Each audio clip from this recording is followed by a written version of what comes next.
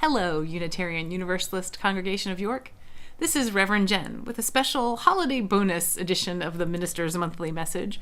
Here in the last week of December, this strange liminal week between Christmas and New Year's. Just a little treat. We'll be back to our regular monthly messages next week on Thursday, beginning of January.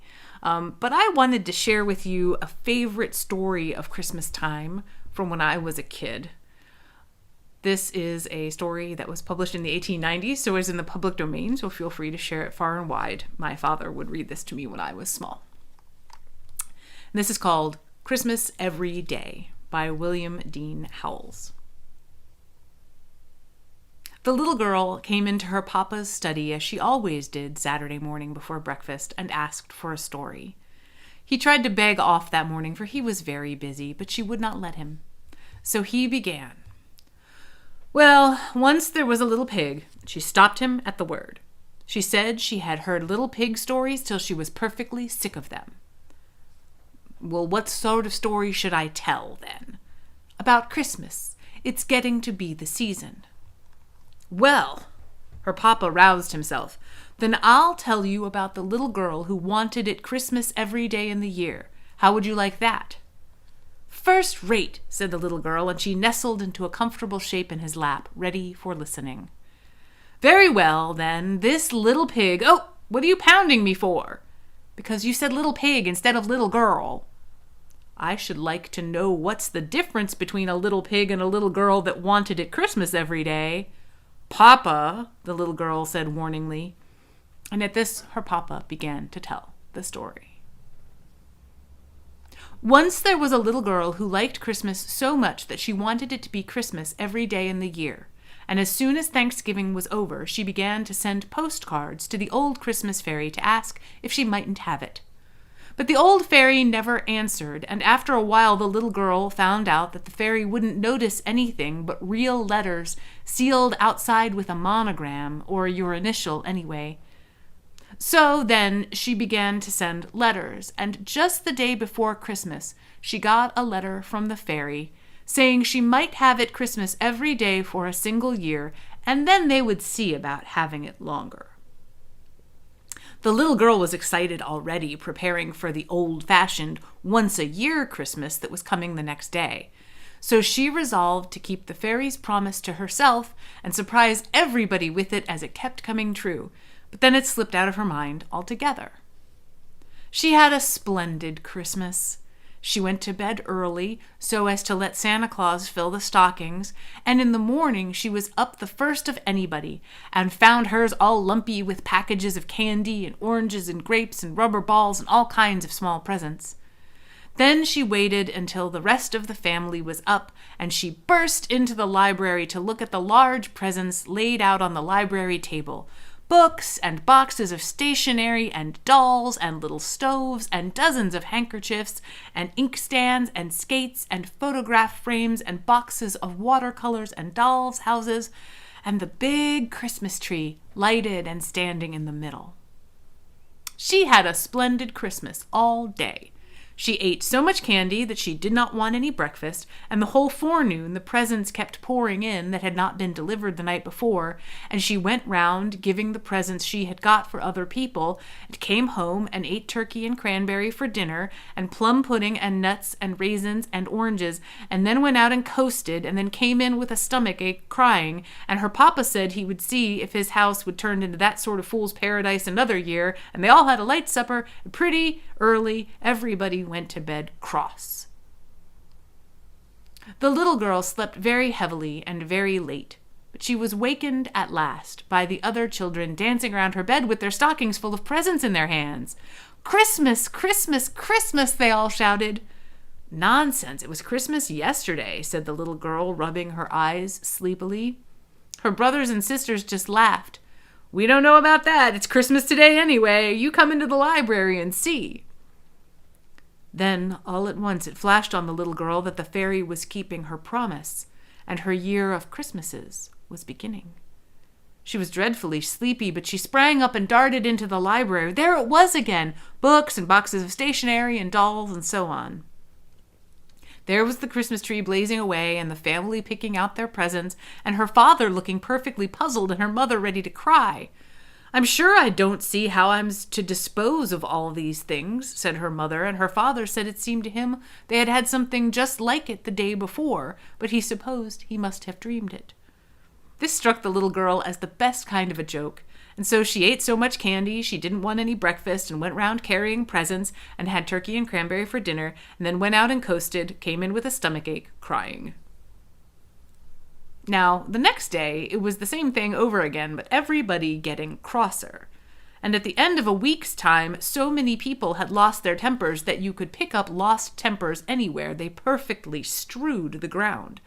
Even when people tried to recover their tempers, they usually got somebody else's, and it made the most dreadful mix. The little girl began to get frightened, keeping the secret all to herself. She wanted to tell her mother, but she didn't dare to, and she was ashamed to ask the fairy to take back her gift. It seemed ungrateful and ill-bred. So it went on, and it was Christmas on St. Valentine's Day and Washington's birthday, just the same as any day, and it didn't skip even the 1st of April, though everything was counterfeit that day, and that was some little relief. After a while, turkeys got to be awfully scarce, selling for about $1,000 apiece. They got to passing off almost anything for turkeys, even half-grown hummingbirds. And cranberries, well, they asked a diamond apiece for cranberries. All the woods and orchards were cut down for Christmas trees. After a while, they had to make Christmas trees out of rags. But there were plenty of rags because people got so poor buying presents for one another. They just couldn't get any new clothes, and they just wore their old ones to tatters. They got so poor that everybody had to go to the poorhouse except the confectioners and the storekeepers and the booksellers, and they all got so rich and proud that they would hardly wait upon a person when he came to buy. It was perfectly shameful. After it had gone on about 3 or 4 months, the little girl, whenever she came into the room in the morning and saw those great, ugly, lumpy stockings dangling at the fireplace and the disgusting presents around everywhere, used to sit down and burst out crying. In 6 months, she was perfectly exhausted. She couldn't even cry anymore. And how it was on the 4th of July. On the 4th of July, the first boy in the United States woke up and found that his firecrackers and toy pistol and $2 collection of fireworks were nothing but sugar and candy painted up to look like fireworks. Before 10 o'clock, every boy in the United States discovered that his July 4th things had turned into Christmas things and was so mad. The 4th of July orations all turned into Christmas carols, and when anybody tried to read the Declaration of Independence, instead of saying, "When in the course of human events it becomes necessary," he was sure to sing, "God rest you merry gentlemen." It was perfectly awful.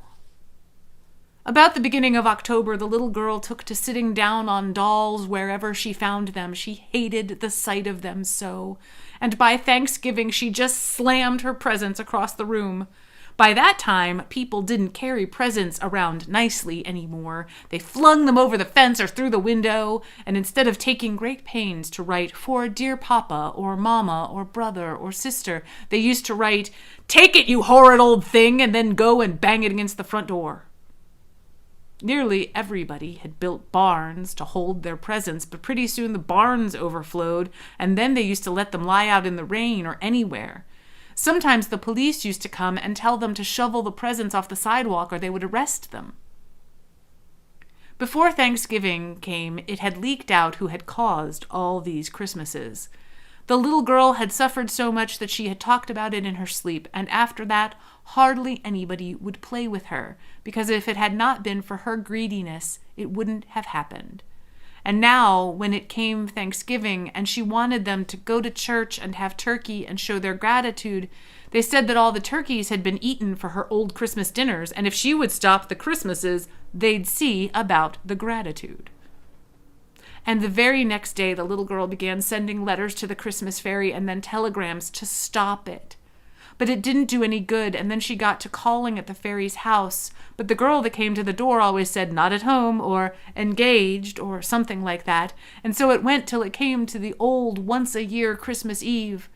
The little girl fell asleep, and when she woke in the morning, she found it was all nothing but a dream, suggested the little girl. No, indeed, said her papa. It was all every bit true. What did she find out then? Why, that it wasn't Christmas at last, and wasn't ever going to be any more. Now it's time for breakfast. The little girl held her papa fast round the neck. You shan't go if you're going to leave it so. How do you want it left? Christmas once a year. All right, said her papa, and he went on again. Well, with no Christmas ever again, there was the greatest rejoicing all over the country. People met together everywhere and kissed and cried for joy. Carts went round and gathered up all the candy and raisin and nuts and dumped them into the river, and it made the fish perfectly sick. And the whole United States, as far out as Alaska, was one blaze of bonfires where the children were burning up their presents of all kinds. They had the greatest time.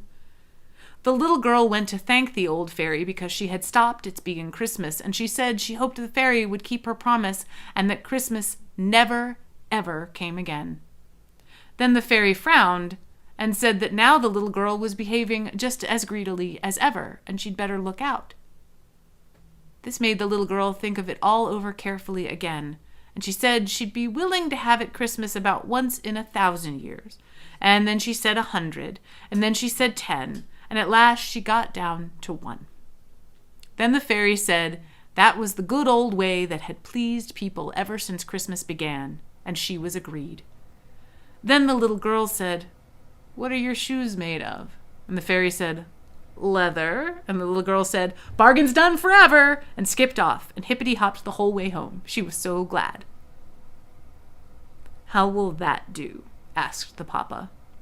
First rate, said the little girl, but she hated to have the story stop, and was rather sober. However, her mamma put her head in at the door and asked her papa, Are you never coming to breakfast? What have you been telling that child? Oh, just a tale with a moral. The little girl caught him round the neck again. We know. Don't you tell what, papa? Don't you tell what? Happy New Year, UUCY.